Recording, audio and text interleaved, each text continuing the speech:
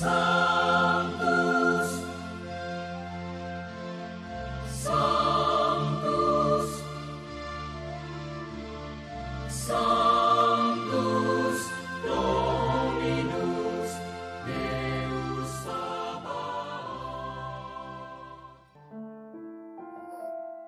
Bapak, Ibu, dan saudara-saudariku yang terkasih dalam Tuhan kita Yesus Kristus, salam sejahtera untuk kita semua. Berkat Allah yang Maha Kuasa senantiasa menyertai kita. Hari Rabu tanggal 27 September tahun 2023 adalah peringatan wajib Santo Vincentius a Paulo, Imam. Vincentius a Paulo terkenal sebagai rasul cinta kasih bagi kaum miskin dan penghibur orang-orang sakit. Ia lahir di Puy Gascony, Prancis pada tanggal 24 April tahun 1581 dari keluarga petani miskin yang beriman dan saleh hidupnya. Vincentius mengikuti panggilan nuraninya menjadi imam dan masuk seminari. Karena kecerdasannya, ia menyelesaikan studinya dan ditahbiskan menjadi imam tahun 1600. Tahun 1617, ia diangkat sebagai pastor paroki Chatillon les Dombes, paroki yang tergolong sulit dan berat karena masalah kemerosotan moral serta praktek kekafiran. Ia berhasil mempertobatkan umat paroki itu hanya dalam waktu 1 tahun. Di paroki itulah ia mulai merintis pendirian tarekat persaudaraan cinta kasih dengan berhasil menarik 20 orang wanita yang sukarela mengunjungi orang-orang sakit dan fakir miskin di bawah pimpinan Louis de Marillac yang dibimbing Vincentius, akhirnya membentuk satu kongregasi tersendiri, Kongregasi Suster Putri-Putri Cinta Kasih.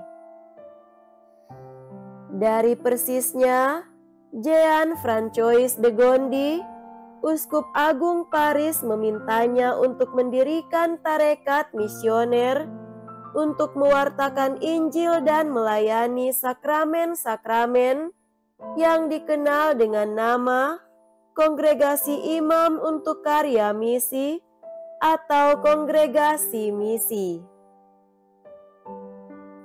Semangat dua kongregasi religius yang didirikannya diilhami oleh pandangannya tentang cinta kepada Tuhan yang bersifat praktis. Cintailah Tuhan dengan kedua tanganmu sampai kecapean dan dengan butir-butir peluh yang mencucur dari wajahmu. Vincentius meninggal dunia di Paris tanggal 27 September tahun 1660.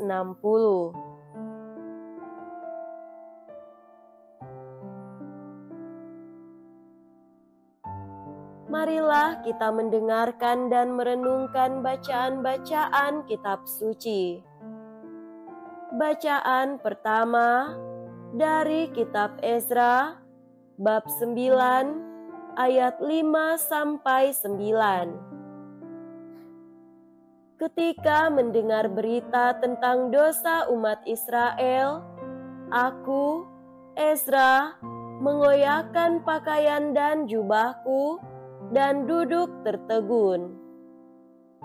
Pada waktu kurban petang, bangkitlah aku dan berhenti menyiksa diri.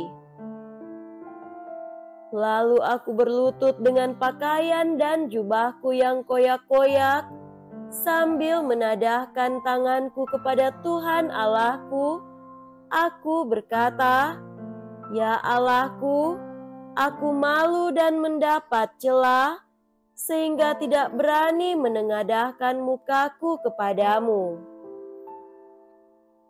Dosa kami telah menumpuk mengatasi kepala kami, dan kesalahan kami telah membubung ke langit. Sejak zaman nenek moyang kami, sampai hari ini kesalahan kami besar, dan oleh karena dosa kami, maka kami sekalian dengan para raja dan para imam diserahkan kepada raja-raja negeri asing.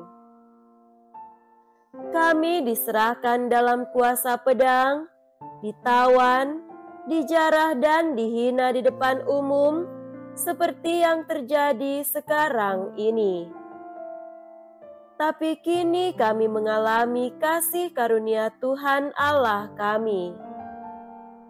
Ia meninggalkan pada kami orang-orang yang terluput dan memberi kami tempat menetap di tempatnya yang kudus.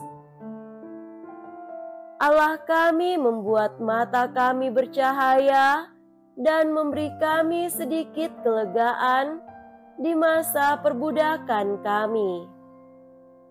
Sekalipun kami menjadi budak, tetapi dalam perbudakan itu Allah tidak meninggalkan kami.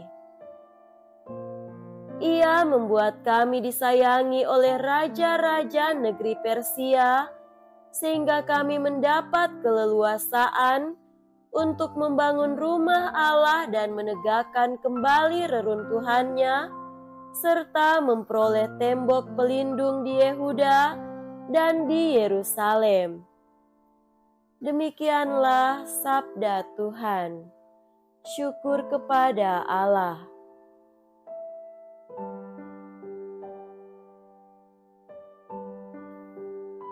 Semoga Tuhan beserta kita, sekarang dan selama-lamanya. Inilah Injil suci menurut Lukas. Dimuliakanlah Tuhan. Injil Lukas bab 9 ayat 1-6. Sekali peristiwa, Yesus memanggil ke-12 murid-Nya, lalu memberikan tenaga dan kuasa kepada mereka untuk menguasai setan-setan dan untuk menyembuhkan penyakit-penyakit. Ia mengutus mereka untuk mewartakan kerajaan Allah dan menyembuhkan orang-orang. Yesus berkata kepada mereka, "Jangan membawa apa-apa dalam perjalanan. Jangan membawa tongkat atau bekal, roti atau uang, atau 2 helai baju. Apabila kalian diterima di suatu rumah, tinggallah di situ sampai kalian berangkat dari situ. Dan kalau ada orang yang tidak mau menerima kalian, keluarlah dari kota mereka dan kebaskanlah debunya dari kakimu sebagai peringatan terhadap mereka. Lalu pergilah mereka dan menjelajah segala desa sambil memberitakan Injil serta menyembuhkan orang sakit di segala tempat." Demikianlah sabda Tuhan. Terpujilah Kristus.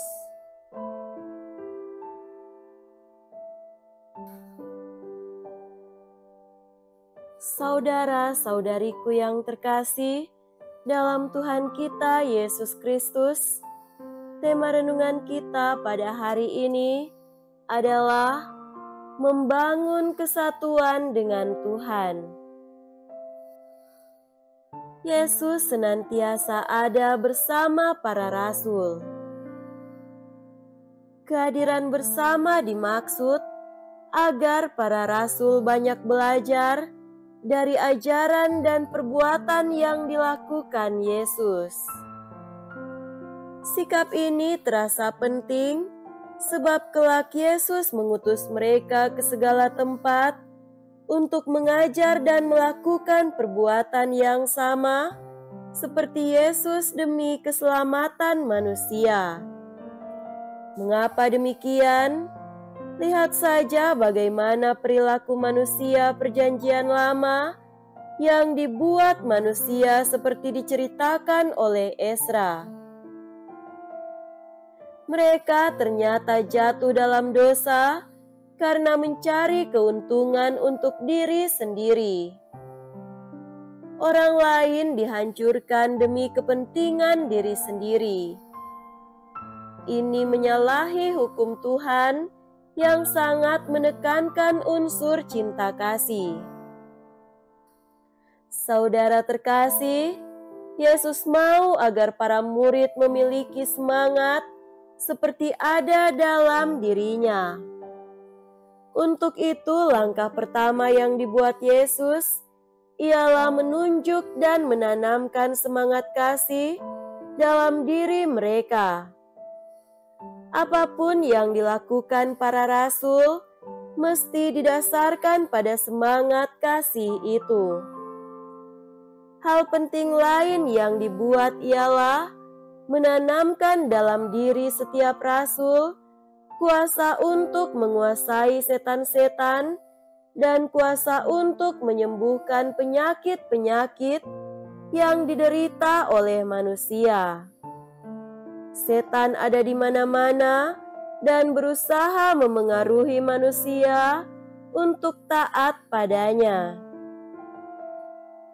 Itulah sebabnya kuasa ini diberikan agar mereka mampu menguasai iblis dan membantu menolong banyak orang. Kuasa menyembuhkan pun diberi agar membantu orang sakit di pelbagai tempat. Mereka mendapat kuasa ini bukan untuk kepentingan pribadi, tetapi untuk menolong orang lain. Yang perlu diperhatikan para rasul ialah tidak boleh sombong, tetapi menyadari bahwa Tuhan memberikan semua ini demi pelayanan yang bermakna untuk kepentingan sesama manusia. Para rasul sendiri dinasihatkan untuk tidak terikat pada hal-hal duniawi agar tidak terjebak pada godaan iblis. Mereka diminta tidak membawa apa-apa di dalam perjalanan. Mengapa? Karena iblis suka menguasai manusia dengan pelbagai cara, teristimewa melalui benda-benda duniawi itu. Tugas mereka ialah memberitakan Injil dan menyembuhkan orang sakit. Kita belajar apa dari bacaan-bacaan ini? Kita mesti membangun kesatuan dengan Tuhan agar tidak jatuh ke dalam dosa. Kembangkan semangat kasih dalam diri kita seperti diajarkan Tuhan. Semoga demikian. Amin.